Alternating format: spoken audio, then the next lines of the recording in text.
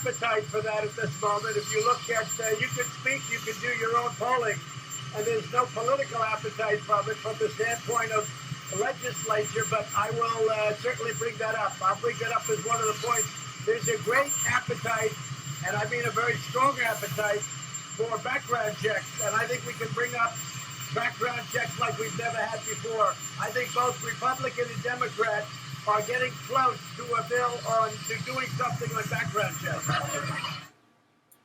All right, that was President Trump speaking earlier today before he left for his trips to Ohio and Texas. Now he says, and he's right, there isn't a lot of political appetite for gun control. There never is, because Americans respect, they want their Second Amendment rights to remain intact. But he also said, look, he wants to get something done. Reasonable position for any president. The big question is, what can you do that doesn't infringe on rights, that isn't draconian, that isn't oppressive, that's constitutional, but might make a little dent? It's always been the question. Now, there have been many people calling for more gun control over the last couple of days. And one of them is New York Republican Congressman Peter King. Now, I think Peter King is a great American.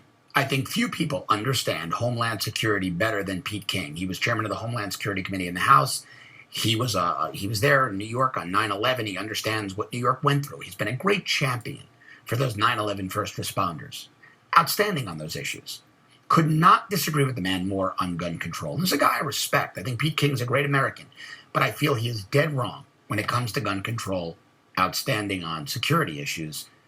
And we can disagree with people like that in this country and still respect them. Listen to what Congressman Peter King had to say about gun control. This should not be in any way a partisan issue, even though too often it becomes that. The fact is that, as Chuck said, all this legislation does is basically saying that people who are criminals and people who can judge mental patients, have mental issues, and people who are spousal abusers or guilty of domestic violence will not be able to purchase a gun. All right, that's where I'm going to bring in Dr. John Lott, president of the Crime Prevention Research Center. You saw Dr. Lott with us earlier in the week. He's in Washington, D.C. today. Like me, very concerned, I know you are, John, that bad legislation is going to be put forth and emotion is going to override facts. What's happening on the ground in D.C. right now? What's going on over in the Capitol? What do you think has traction? What type of bills do you think won't see the light of day?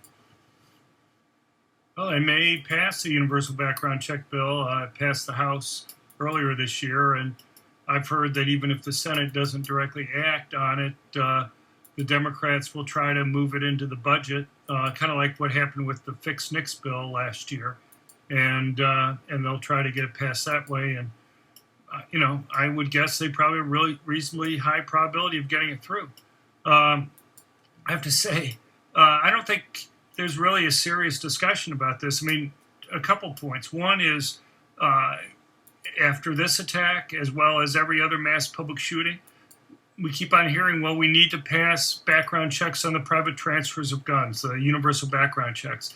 But yet there's not one mass public shooting this century that would have been stopped if such a law had been in effect, even if it had been perfectly enforced.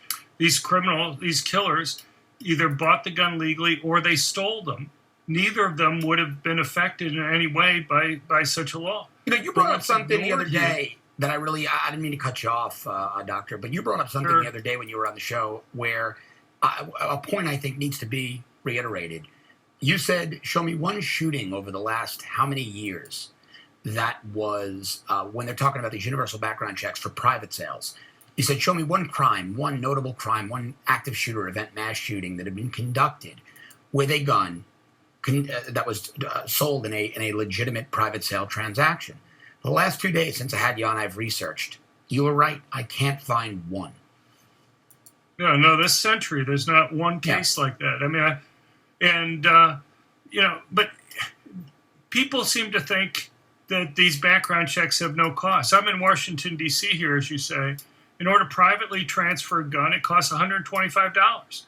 That might not stop you or I from being able to go and get a gun, but the people that my research indicates who benefit the most from owning a gun, basically the people who are most likely to be victims of violent crime. These are poor people. Blacks who live in... Yeah, poor blacks who live in rough areas, high crime urban areas. $125 may make the difference between whether or not they can legally buy a gun. Now, we're not even talking about the licensing and registration fees. We're just talking about the cost of the background check. But it's Wow. even worse than that. And that is, we keep on hearing that there are 3.5 million dangerous, prohibited people that have been stopped from buying guns because of background checks. That's simply false. What they should say is there have been 3.5 million initial denials, and that virtually all of those, something around 99% of them, were mistakes. It's one thing to stop a felon from buying a gun. It's another thing to stop somebody simply by saying that they have a name similar to a felon or somebody who's prohibited for mental health reasons from buying a gun. And the problem is that this primarily discriminates, again, against poor minorities. Because When you buy a gun, because they have a similar. Let me explain that real quick though for the viewers, because they might have a similar Right. sounding name, live in the same zip code, have a similar demographics, an age Well, they within don't 5 even years. use- What's that? Right. Well, when the federal government does a background check, the NICS background check, they use roughly phonetically similar names Right. and similar birthdays. And so people tend to have names similar to others in their racial groups. Hispanics have names similar to other Hispanics. Blacks tend to have names similar to other blacks. 30% of black males in the United States are legally prohibited from owning guns because of past criminal history. Well, whose names do you think their names are most likely to be confused with? Right. Other law-abiding, good black males who want to buy a gun to protect themselves and their families.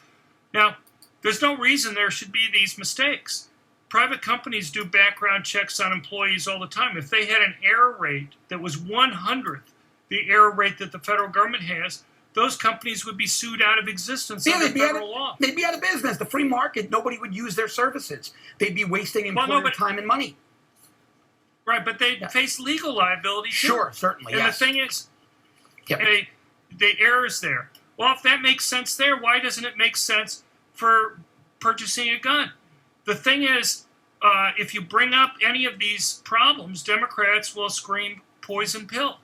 And it's the people that they claim that they care about who are being hurt by this. Look, I'm an economist. If I believe that background checks reduce violent crime, I don't really, but if I believe that they did, they would benefit everybody, not just the person who's buying a gun. If everybody benefits, pay for it out of general revenue. Don't make the poor person have to bear the entire burden. I'll give you one example here in D.C. Let's say you and I in D.C., I'm going to sell you 4 guns. I'm selling them just to you, John Cardillo. Right. You would think that would be one background check. Instead, they do a separate background check on each gun, so the total cost would be $500. That's rather ridiculous, than just though. the $125. That's No, ridiculous. but it's right. But they set it, and they do that in other states. Well, that's just to impede sales and to dissuade people Right. from actually going. Exactly. John, real quick, because we're running out of time. What about the red flag laws, the ones where people can make notifications on someone potentially being a threat to themselves, others mentally ill, etc.? I'm very concerned Right. about those because if they don't have due process, we're going to have a lot of revenge false allegations. So here's the deal. You mentioned mental illness. Almost none of these state laws actually deal with mental illness. There's only one of the 17 states that have these laws that even mention mental illness in the law. But the point of these laws generally is to predict whether somebody's going to commit a crime and to take guns away before they do that. And when you listen to the people who run these things in different states, they say, well, we look at past criminal history, we look at the age, we look at whether it's a male or a female. Those are all factors that go into whether or not they think the person's likely to go and commit a crime. Well, we already, if you have a felony, even if it's a nonviolent felony or if it's a domestic violence misdemeanor, you're already banned. What they want to do is make it vague, so you can stop somebody from owning a gun if they have an arrest but not a conviction, or if they have a complaint but not even an arrest. Yeah, dangerous stuff. They don't want to make it They don't want to make it explicit in the law. They want to be able to go and fudge it because they know if they make it explicit, then the courts will be likely to strike it down. There are lots of one of the things you have to. Dangerous stuff for the Second Amendment. Dr. John Lott, Crime Prevention Research Center. Always great to get your insights, John. Thanks. Thank you.